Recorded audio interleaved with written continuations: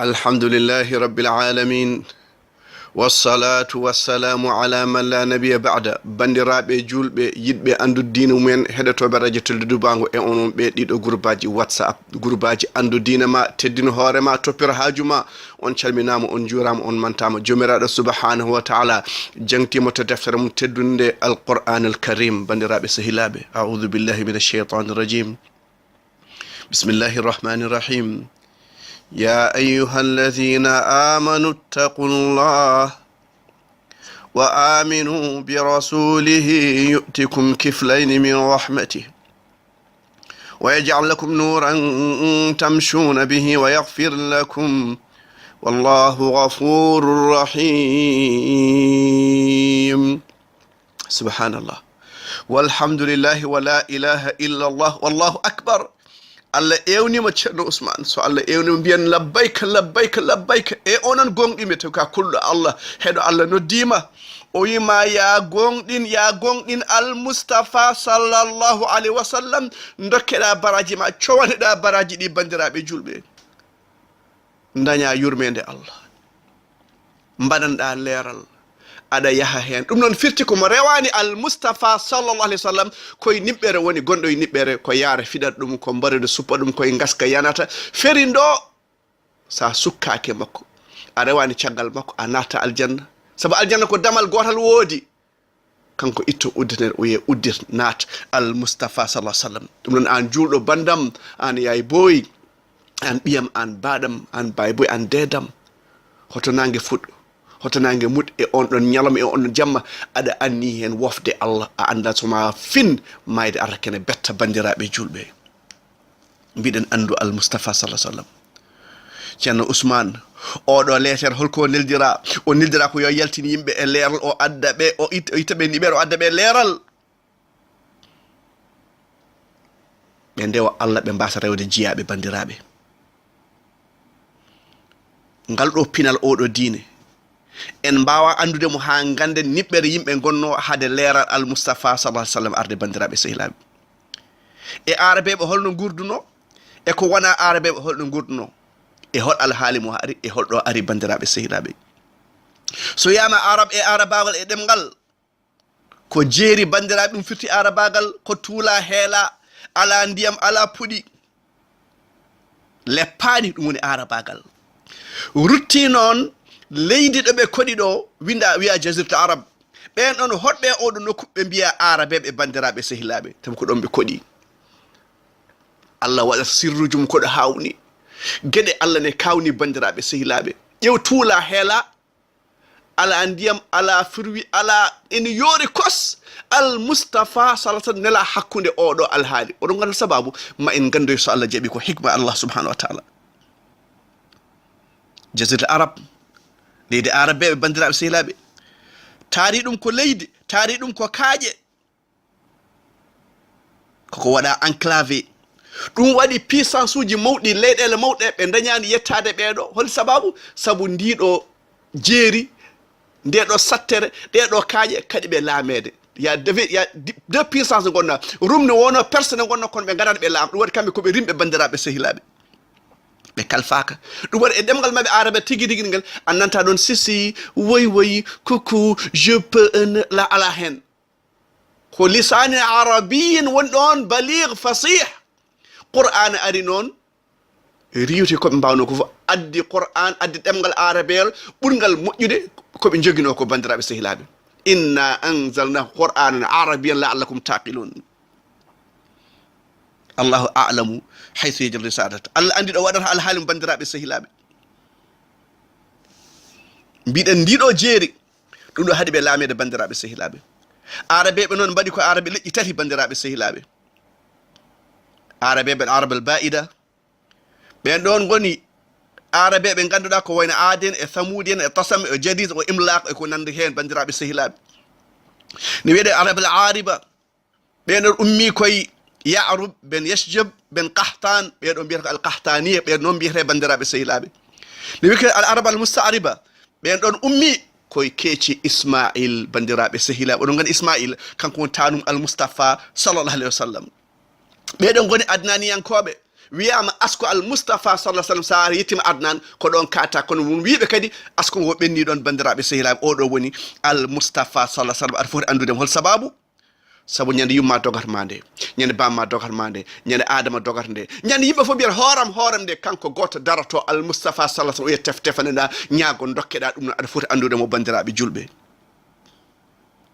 hemyar koy arabe be jeeya ko yamannabe wiyama onon fulbe ummidon kon hemyar son jeeyi hadara mot to yaman pour hewton foko bababe ba wazir ba talib a haɓeɗo fof ko babaɓe ko toon ummi bandiraɓe sella mi yani enen ko toon ummiɗen kono eɓe kewi babaɓe ɗum ko tarihi komi jeeɗi min wona tarihi ballaraɓe sehilaɓe e mbi ar arabal mustariba hol gonɗo taaniɓe mawɗo bandiraɓe sehilaɓe woni khalilur rahman woni ibrahim alayhi salam ibrahim wonno ko iraq ɗo wiyete ar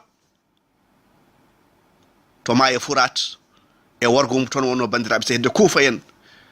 sen jii gasɗe nan toon yiyama toon tarihiyankagal e koɓe kutortono ko wayno looɗe mabɓe e ko nandi hen ganda tarih mabɓe ko toon ummi wona ɗum kalten ko al mustafa sallah sallam holto ummi bandiraɓe sehilaɓe en kaali jomiraɗo en kaali al mustafa en kaali qur'an en kaali adama en kaali nuh enen ken taniraɓe nuh kono noon mo golle mum tardini askoma yawnatama ɓi annabi ne wona mo moƴƴani ɓi bonɗo ne wona moƴƴo abou diahle ni ciide nelaɗo kureji nelaɗo heɓe hen jeddimo won hen mbawi ko heferɓe abou talib ene yiɗimo ko al mouhammed ibnu abdoullah ibnu abdoul moutalib ben hachim kono mouhammed rasulullah sallah sallam o ronki jabde ɗum o wi o maayi koye dina tani ko te kanko nehi nelaɗo o moƴƴe nelaɗo kono ɓernde makko ronki o ronki oppude dina taniraɓe sa yiɗi wonde juul a oppata aada wona jeeyaɗo allah mbiya holko allah wi mbaɗa ɗum holko al moustapha wi mbaɗa ɗum wona ko tana men mbi la ilaha illallah muhammadou rasulullah qouraychi heeɓe mabɓe makkanaɓe oɗon gandi ko haɗiɓe gonɗine ko waɗi ɓe yaada jeygol qalu inna wajadna aba'ana ala umma wa inna ala athari muqtadun aw muhtadun ɓe mbimi nde min tawi ko taniraɓe ene mbaɗi min mbaɗi noon bandiraɓe sehilaɓe nden ibrahima ummima iraq o fayi misra en kaalino hanki nde wonno yummen sara ko joɗɗo wonno lamɗo misra nani onde debbo joɗnanɗo ene nden kanko tan ibrahima gondi julɓe lamɗo o wino fosom yo addane o ñaagui allah yo danduma bone lamɗo o allah dandima bone lamɗo o rokke yummen hajar nde wonde yummen hajar o rokki ɗum ibrahima alayhi salam ibrahima fayi palestine toon yummen hajar ndeysan sowi ismail yummen sara hiri ismail ibrahima ƴetti yummen hajar nayi ɗum makka bandiraɓe sehilaɓe sen ciftori oɗo aya ɗo ibrahima alayhi salam wi rabbi inni janguen ayo bandiraɓe sehilaɓe rabbana inni askantu min dhurriyati biwadin ghayri dhi zar' inda baytika almuharrami rabbana liyuqimu salat fajal afidatan min annasi tahwi ilayhim warzuqhum min athamarat lahallum yashkurun la ilaha duwa ibrahim o oppi joom sulo tuuɗa heela ismail ne wonde yummum bebbe omo jogui kawsal waɗi tamaroje seeɗa e ndiyam seeɗa o rumtimo oppiɓe ɗon yummen hajar wimo ya ibrahima ɗon goppata min o jabaki o ko allah yamirma ɗum o dillin hoore o ndeysan o gueɗe amen buntata baade ko allah yamirma wallahi sa wakkilima e allah gueɗe ma pewi nene banda o piɓi ɗi o pullohi ɗi so hendu ari lohol nafara so heega ari lohol nafara so mayde ari lohol nafara nafar ma ko jomiraɗo subhanahu wa taala kanko jeeyi hendu kanko jeeyi ndiyam kanko jeeyi jeygol kanko jeeyi baraji kanko jeeyi aljanna kanko jeeyi ko woni e aduna o foof o wiya ñaago o rokkuma wa qala rabbukum ud'uni astajib lakum bandiraɓe sehilaɓe ibrahima oppi galle mi tuula heela toon to bible uji wiyama ismail ene hecci ishaqa duuɓi 13 bandiraɓe sehilaɓe oɗon gandi mbino ne hirse ko ismail winno ɗum waɗi nera salata tañirama ko ɗiɗo mbino hisne kirse abdoullahi bammakko abdoullahi e bammakko ismail ɓeɗo fof ko fonnoɓe hirsede bandiraɓe sehilaɓe kono noon ko ɗon al moustapha sallah sallam yalti bandiraɓe sehilaɓe nden ismail mawni seeɗa hankkadi mawni leƴƴi biyete jotum ɓe ngari o rese mabɓe ibrahima artina yiiloɓe ene visita mo o tawi ɗon joom suudu ibrahima ismail ne jooɗi o ɗum to ismail on o yo raddoyi o gurna mon woni o waɗaka barke min ngala audio min ngala téléphone min ngala maaro min ngala ɗum ɗo julle taske jawdi addaka vraiment kumbe sen mbaɗi ni pappisen battijo minen kay darme ala guila natami ɗo mi ñaman mi ran ibrahima o wimo wi Ismaïl mbe salminum so ari mbiyama yo waylu palal galle makko. Ismaïl arti wimo an kam ala garɗo yaha gorko ari ɗo joɗɗo no wayni o holko wima o wimo waylu palal galle o on ko baba o wima seere aha bojjima ni kewi ade hey probléme aji laaj guddek baccak aɗa ñaago jamma ñalawma tampina gorko kaɓa yumum kaɓa bammum la hawla an ya galle mon la hawla wala quwwata illa billah. Ismaïl arti ɗon Ibrahima arti ɗon gongol kadi o tawi Ismaïl ala ɗon tawi ɗon joom suudu mum kalten ko Al-Mustafa kono kalen taani ko en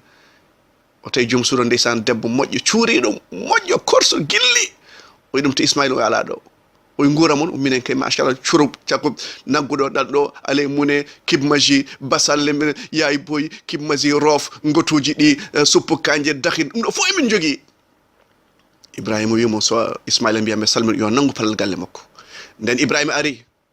Ismaïl ari wimo uyo ala garɗo yaha o vieux goto ari ɗo kay un vieux est venu sage noble qu'est-ce qu'il t'a dit oui bon on namdi kam votre nourriture vraiment tout va très bien on boit on mange et puis tout va très bien vraiment on n'avait rien à manger ce jour-ci mais je lui ai dit que tout va bien happy we are happy mon amour oy mo mbimi yo nangu palal galle makko.